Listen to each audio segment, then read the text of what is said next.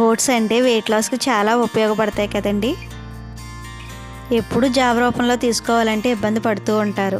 అలా కాకుండా ఈరోజు మన ఛానల్లో ఓట్స్తో చపాతీని రెడీ చేసుకుందాం. మనం గోధుమ పిండితో చేసే చపాతీ కన్నా ఈ చపాతీ చాలా సాఫ్ట్గా ఉంటాయండి. మా ఛానల్ ఫస్ట్ టైం చూస్తున్నట్లయితే ఒక లైక్ ఇచ్చి సబ్స్క్రైబ్ చేసుకోండి. వీడియోని చూస్తున్నారు కానీ లైక్ చేయడం లేదండి. 1 కప్పు వరకు ఓట్స్ని తీసుకోండి.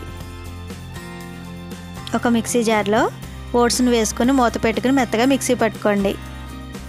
వీడియోలో చూపించిన విధంగా ఇలా మెత్తగా మిక్సీ పట్టుకున్న తర్వాత ఒక స్ట్రైనర్లోని ఓట్స్ని వేసుకొని జల్లించుకోండి.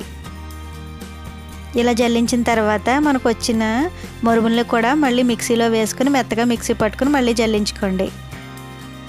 ఇలా రెడీ చేసుకున్న ఓట్స్ పిండిలో రుచికి సరిపడా సాల్ట్ని వేసుకుని ఒకసారి కలుపుకోండి.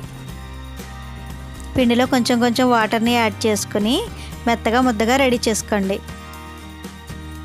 ఓట్స్ని రోజు మిక్సీ పట్టుకోవాలంటే ఇబ్బందిగా అనిపిస్తే ఒకసారిగా పిండిని ఎక్కువ క్వాంటిటీలో రెడీ చేసుకుని స్టోర్ చేసుకోవచ్చండి.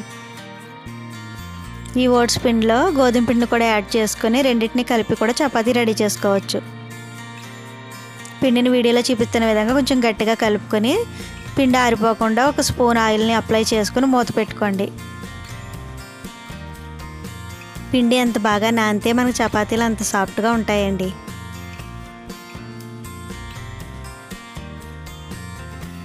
ఇరవై నిమిషాలు పిండి బాగా నానిన తర్వాత చపాతీ చేసుకోవడానికి వీలుగా చిన్న చిన్న ఉండలుగా రెడీ చేసుకోండి.